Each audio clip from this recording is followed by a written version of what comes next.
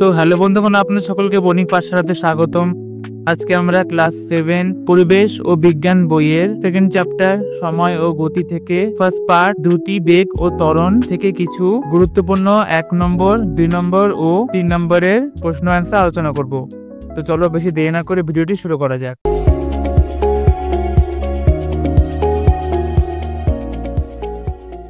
1 নম্বর বহু বিকল্প ভিত্তিক প্রশ্ন এমসিকিউ। প্রথম প্রশ্ন, কোন বস্তুর দ্বারা অতিক্রান্ত পথের মোট দৈর্ঘ্যকে বলা হয়? অপশন খ দূরত্ব। পরের প্রশ্ন 2, কোন বস্তুর প্রাথমিক ও অন্তিম অবস্থানের মধ্যে ন্যূনতম সরলরৈখিক দূরত্বকে কি বলে? অপশন গ সরণ। পরের প্রশ্ন 3, নিচের কোনটি একটি ভেক্টর রাশি? উত্তর হলো অপশন গ সরণ। পরের প্রশ্ন 4, বেগ পরিবর্তনের হারকে কি বলে? উত্তর অপশন গ ত্বরণ। পরের প্রশ্ন 5, ঋণাত্মক ত্বরণের অপর নাম কি? উত্তর হলো মন্দন। পরের প্রশ্ন 6, দূরত্ব ও সরণের মধ্যে সঠিক সম্পর্কটি হলো? উত্তর গ দূরত্ব গ্রেটার দেন ইকুয়ালস। পরের প্রশ্ন 7, ত্বরণের এসআই একক কি? উত্তর হলো অপশন গ মিটার পার সেকেন্ড স্কয়ার। পরের প্রশ্ন 8, একটি পিঁপড়ে 5 সেকেন্ডে 5 সেমি পথ অতিক্রম করলে তার গড় দ্রুতি কত? উত্তর হলো গ 1 সেমি পার সেকেন্ড। পরের প্রশ্ন 9, একটি বস্তু বৃত্তাকার পথে একবার ঘুরে তার প্রাথমিক অবস্থানে ফিরে এলে বস্তুটির সরণ কত হবে? উত্তর হলো অপশন গ 0।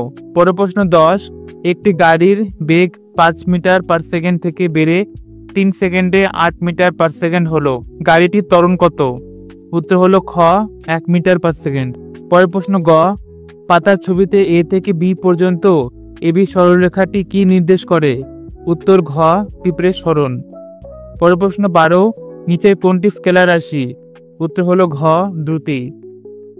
পরের প্রশ্ন 13, চলন্ত বাস ব্রেক কষে থামানোর সময় যে ত্বরণ কাজ করে তা হলো?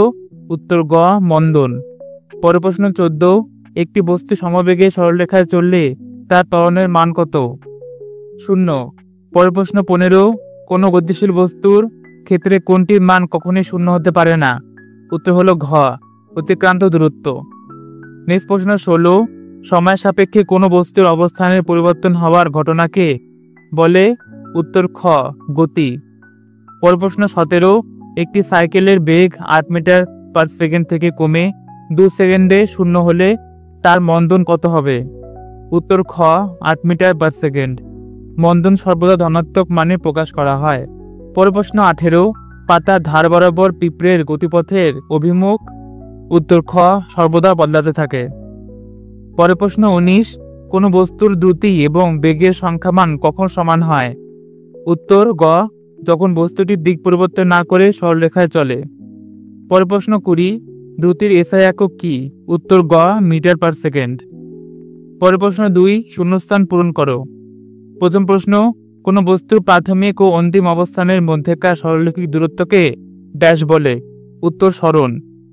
পরের প্রশ্ন 2, সময়ের সাথে কোনো বস্তুর বেগ পরিবর্তনের হার হলো ত্বরণ। নেক্সট প্রশ্ন 3, ঋণাত্মক ত্বরণকে বলা হয় মন্দন। পরের প্রশ্ন 4, একটি বস্তু বৃত্তাকার পথে সম্পূর্ণ একবার ঘুরে এলে তার সরণের মান ড্যাশ হবে? উত্তর হলো 0। পরের প্রশ্ন 5, দ্রুতি একটি ড্যাশ রাশি কিন্তু বেগ একটি ভেক্টর রাশি, উত্তর হবে স্কেলার। পরের প্রশ্ন 6, ত্বরণের এসআই একক হলো মিটার পার সেকেন্ড স্কয়ার। পরের প্রশ্ন 7, একটি গাড়ি ব্রেক কষলে গাড়িতে ড্যাশ সৃষ্টি হয়, উত্তর হলো মন্দন। পরের প্রশ্ন 8, সমবেগে গতিশীল কোনো বস্তুর ত্বরণ ড্যাশ হয়, উত্তর 0। পরের প্রশ্ন 9, কোনো গতিশীল কণার অতিক্রান্ত দূরত্ব কখনোই সরণের চেয়ে কম হতে পারে না। পরের প্রশ্ন 10, একক সময় বস্তুর সরণকে ড্যাশ বলে? উত্তর হলো বেগ। পরের প্রশ্ন 11, একটি বস্তু যদি সরলরেখা বরাবর একদিকে চলে তবে তার অতিক্রান্ত দূরত্ব ও সরণের মান সমান হবে।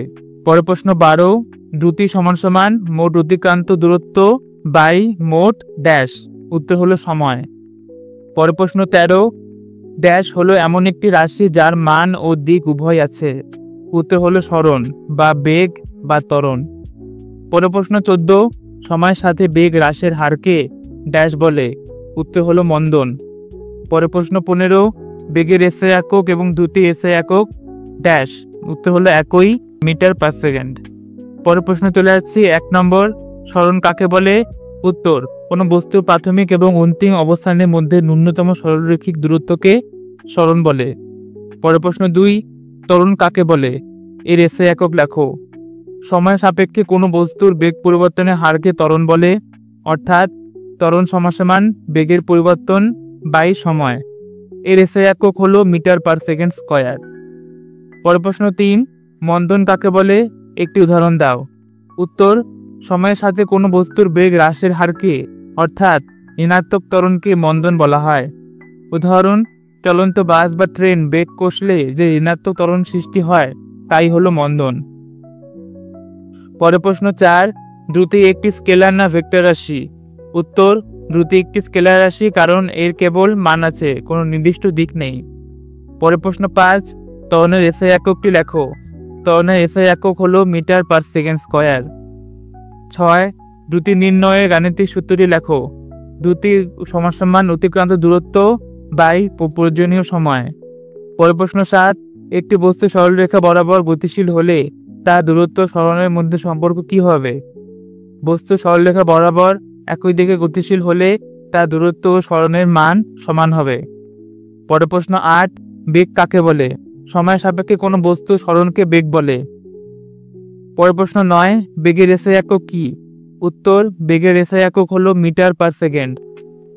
পরের প্রশ্ন 10, একটি বস্তু 10 মিটার ব্যাসার্ধের একটি বৃত্তাকার পথ একবার সম্পূর্ণ ঘুরলে তার সরণ কত হবে? উত্তর, সরণ 0 হবে, কারণ বস্তুটি প্রাথমিক অবস্থানে ফিরে আসে। দূরত্ব সরণের মধ্যে পার্থক্য। দূরত্ব সংজ্ঞা হবে কোনো বস্তু দ্বারা অতিক্রান্ত মোট পথের দৈর্ঘ্য হলো দূরত্ব। সরণের সংজ্ঞা কোনো বস্তুর প্রাথমিক ও অন্তিম অবস্থানের মধ্যে ন্যূনতম সরলরৈখিক দূরত্ব হলো সরণ। এবার বিষয় হলো প্রকৃতি। দূরত্ব এটি একটি স্কেলার রাশি, এর কেবল মান আছে, কোনো দিক নেই। সরণের প্রকৃতি, এটি একটি ভেক্টর রাশি, এর মান ও দিক উভয়ই আছে। দূরত্বের মান, গতিশীল বস্তুর ক্ষেত্রে এর মান সর্বদা ধনাত্মক হয় এবং কখনোই 0 বা ঋণাত্মক হতে পারে না।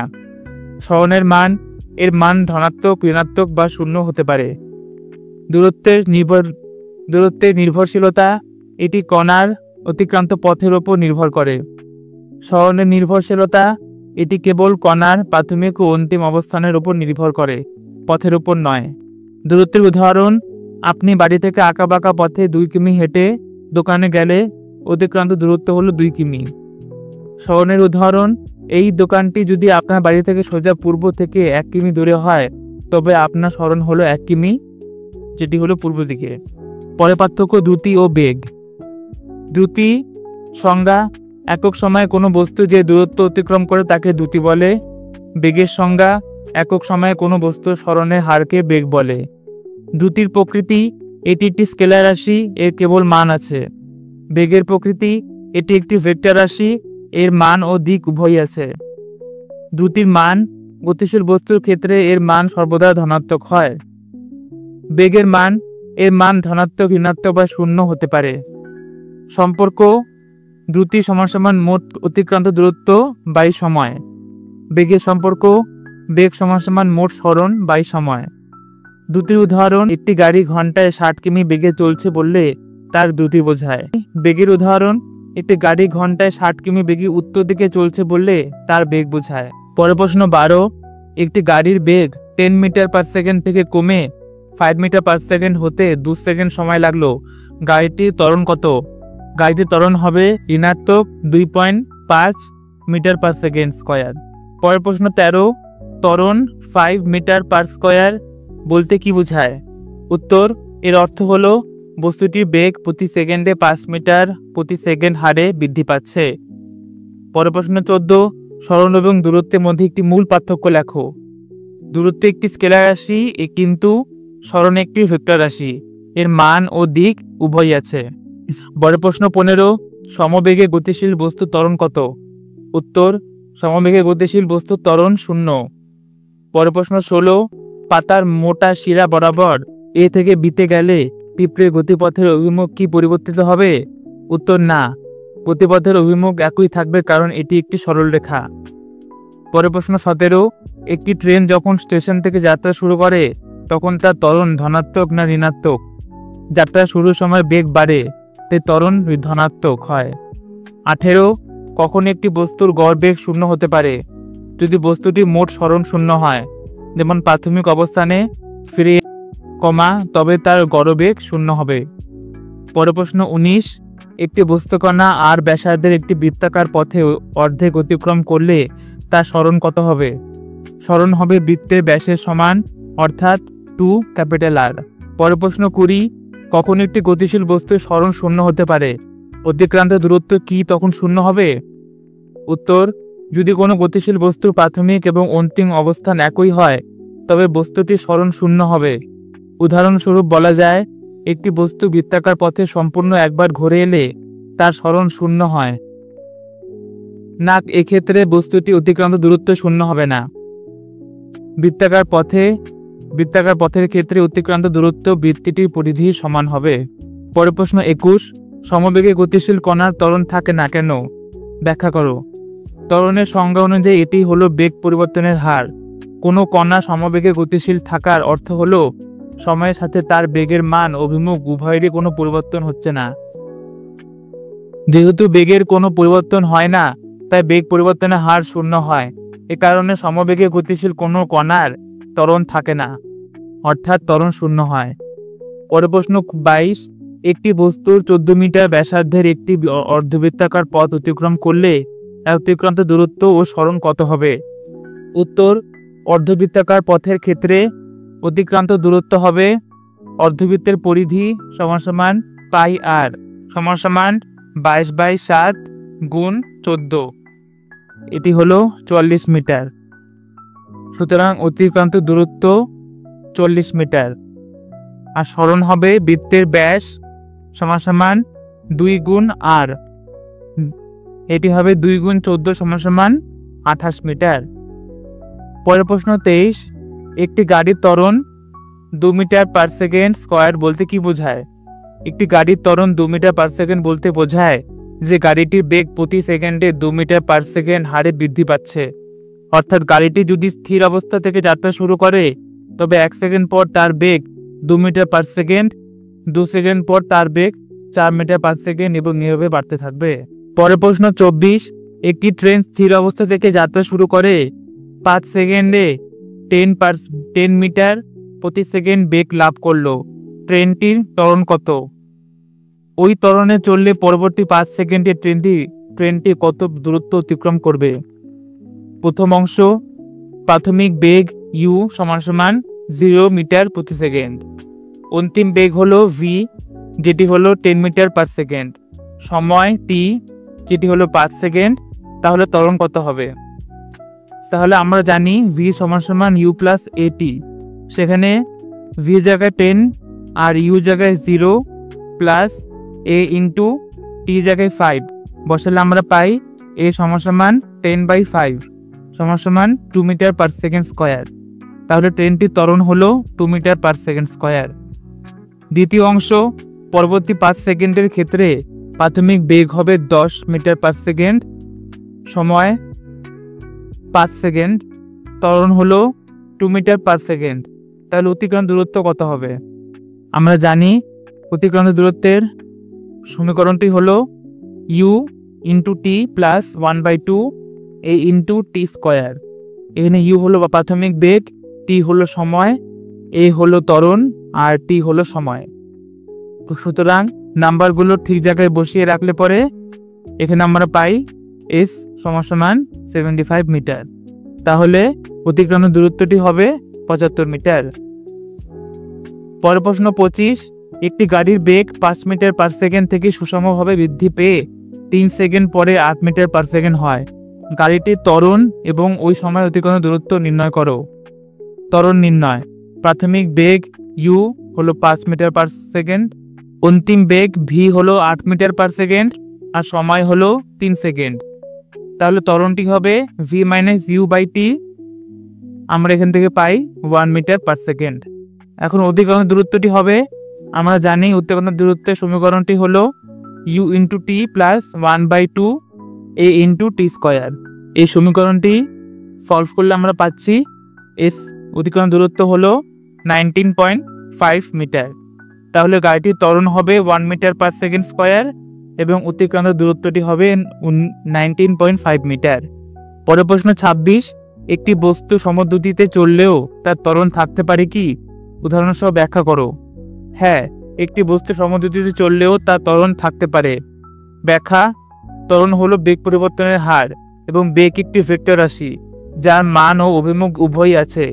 যদি কোনো বস্তুর বেগ অর্থাৎ দ্রুতি অপরিবর্তিত থাকে কিন্তু তার অভিমুখ ক্রমাগত পরিবর্তিত হয় তবে বস্তুটির বেগের পরিবর্তন ঘটে, ফলে বস্তুটির মধ্যে একটি ত্বরণ কাজ করে। উদাহরণ: সমদ্রুতিতে বৃত্তাকার পথে আবর্তনরত কোনো বস্তুর ক্ষেত্রে এটি দেখা যায়।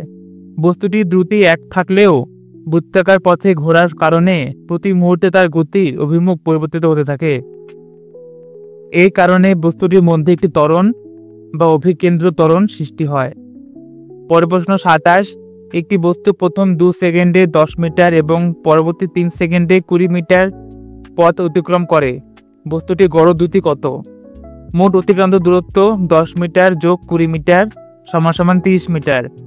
মোট প্রয়োজনীয় সময় হলো 2 সেকেন্ড যোগ 3 সেকেন্ড, সেটি হলো 5 সেকেন্ড।